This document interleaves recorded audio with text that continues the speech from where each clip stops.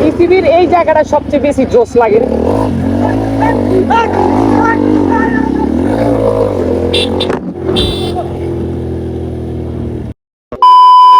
Hello WhatsApp guys, কেমন তো সবার? আশা করি সবাই ভালো আছেন। Welcome to my Facebook page. তো ভিডিওর শুরুতেই দেখতে পেলেন যে সেনাবাহিনী কিভাবে আমার চলন্ত বাইকে থাকা অবস্থায় কিভাবে আমার উপর একটা অতর্কিত হামলা করে। বাট হামলার কারণটা কি বা কেন আমাকে মারলো, আসলে এটা আমি আসলে কিছুই জানি না।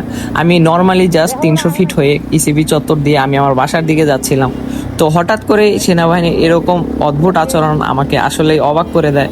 বাট কেন এরকম করলো আসলে সেটা আমার এখনো অজানা। তো আমাদের সাথে আরো 3-4টা বাইক ছিল, বাট ওদের কি কিছু বললো না, বাট আমাকেই কেন এমন করলো আসলে আমি এটা বুঝতে পারলাম না।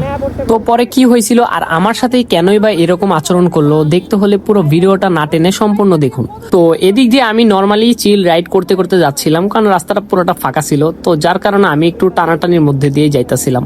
তো তারপরে হয়ে যায় আমার সাথে সেই অনাকাঙ্ক্ষিত দুর্ঘটনা। মানে আমি একদমই প্রস্তুত ছিলাম না, বা সেনাবাহিনী এরকম আচরণ আমি আসলে কখনোই দেখিনি। তো বাকিটা আপনারা ভিডিওতেই দেখে নেন যে আমার সাথে অ্যাকচুয়ালি কি হয়েছিল। তো এখন আমরা আসি হচ্ছে গিয়ে ইসিবিতে। ইসিবির এই জায়গাটা সবচেয়ে বেশি জোশ লাগে। Wait a minute. Who are you? তো আমি এখানে হঠাৎ করে দেখি যে একটা খয়েরি কালার টি শার্ট পরা একটা লোক আমার দিকে পাশ নিয়ে তেড়ে আসছে। তো আমি দেখে হঠাৎ করে চমকে উঠি। দেন আমি যখন এই পাশ দিয়ে বের হতে যাচ্ছি, ঠিক তখনই দেখি এখানে একটা সেনাবাহিনী লাঠি নিয়ে দাঁড়িয়ে আছে এবং আমি যাওয়ার সাথে সাথে আমার মাথার পিছনে আঘাত করে। তখনও আমি ঠিক বুঝতে পারতাছিলাম না যে আমার সাথে এটা কি হয়ে গেল। দেন আমি ওইখান থেকে আর কথা না বাড়িয়ে আমি সোজা চলে আসি। তো এখন আপনারাই বলেন যে এখানে আমার দোষটাই বা কি ছিল, আর ওরা আমাকে কেনই বা শুধু শুধু এরকম একটা হয়রানির শিকার করলো। তো সেনাবাহিনী ঠিক আছে যে রাস্তাঘাটে সেনাবাহিনী থাকবে, গাড়ি চেক করবে, গাড়ির সমস্যা আছে কিনা, সবকিছু ঠিক আছে মানলাম। বাট ওইখানে যে আরেকটা ছেলে ছিল লাঠি নিয়ে দাঁড়িয়ে, মানে ওই ছেলেটা তো আমার কোনো দিক দিয়ে কোনো পুলিশের বা কোনো সেনাবাহিনীর বা কোনো প্রতিরক্ষা বাহিনীর কোনো মানুষ আমার মনে হলো না। দেখে তো একদম রাস্তার টোকাই যেরকম লাঠি নিয়ে দাঁড়ায় থাকে রাস্তায়, ঠিক ওই রকম রাস্তার টোকাইয়ের মতো লাগলো। তো এখানে আমি আসলে বুঝলাম না যে আমার সাথে এটা কি হয়ে গেল। তো বাংলাদেশের 1 নাম্বার প্রতিরক্ষা বাহিনী, আমরা সেনাবাহিনীর উপর যেভাবে আমরা আস্থা রাখি, তো ওরা যদি রাস্তায় এরকম আমাদের সাথে আচরণ করে তাহলে মানে আর কোনো কিছু বলার থাকে না। মানে দিন শেষে যা বুঝলাম আর কি, মানে রাস্তাঘাটে মানে সব সমস্যাই হবে আমাদের বাইকারদের সাথে। মানে মামলা তো আমরা বিনা কারণে খেয়ে যাই, উইদাউট রিজনে আমাদেরকে মামলা দিয়ে দেয়। তারপর আবার যদি রাস্তায় এরকম আচরণ করে, মানে রাস্তাঘাটে মারামারি, মানে এটা কোন ধরনের আচরণের ভিতরে পড়ে আমি আসলে এটা বুঝলাম না। বা তাদের এটা কোন আইনের মধ্যেই বা পড়ে যে রাস্তাঘাটে বাইকারদের সাথে এরকম লাঠিসোঁটা নিয়ে মারামারি হানাহানি, মানে এটা মানে কোন আইনে পড়ে বা এটা কোন আইনে আছে, মানে আমার জানলে আমার জন্য একটু ভালো হতো আর কি।